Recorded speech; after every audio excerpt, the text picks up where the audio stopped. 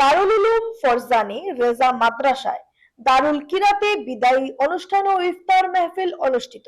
প্রতি বছরের ন্যায় এবারও শিলচরের রংপুর বাহাদুরপুর স্থিত দারুল উলুম ফরজানি রেজা মাদ্রাসায় দারুল কিরাতে বিদায়ী অনুষ্ঠান ও ইফতার মেহফিল মঙ্গলবার অনুষ্ঠিত হয়।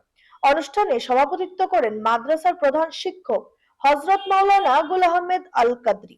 সম্মানিত অতিথি হিসেবে উপস্থিত ছিলেন শাহ সুফি আলহাজ হযরত মুহিউদ্দিন রংপুরী। অনুষ্ঠানের শুরুতে চলতি বছরে দারুল কিরাতে অংশগ্রহণকারী প্রায় ১২৫ জন শিক্ষার্থীকে বিদায় জানানো হয় এবং তাদের মধ্যে পুরস্কার বিতরণ করা হয়।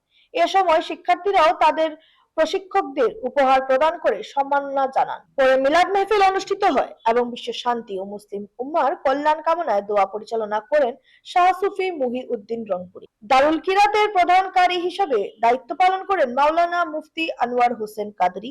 সহকারী হিসেবে ছিলেন হাফিজ কারি এনামুল হক। ইফতার মাহফিলে দূর দূরান্ত থেকে আগত ধর্মপ্রাণ মুসলমানরা অংশগ্রহণ করেন। এ সময় বক্তারা দারুল কিরাতের কার্যক্রম ও মাদ্রাসা পরিচালনা কমিটির উদ্যোগের ভূয়সী প্রশংসা করেন। সকল জমা হয়েছি, ইফতারের এক আয়োজন করা হয়েছে। এই কারণে আমরা সকলে মিলিয়া ইফতার করতাম। ইফতার করাটাও এক সবর কাম, ও হিসাবে আমরা সকল আইয়া শরীক হয়েছি। আল্লাহ রসুল সাল্লাল্লাহু আলাইহি সাল্লামে ফরমায়, দুইটা খুশি থেকে একটা খুশি হইল ইফতারের সময় রোজাদারের লাগি। তো এটার একটা পরিচয় হওয়া যাক।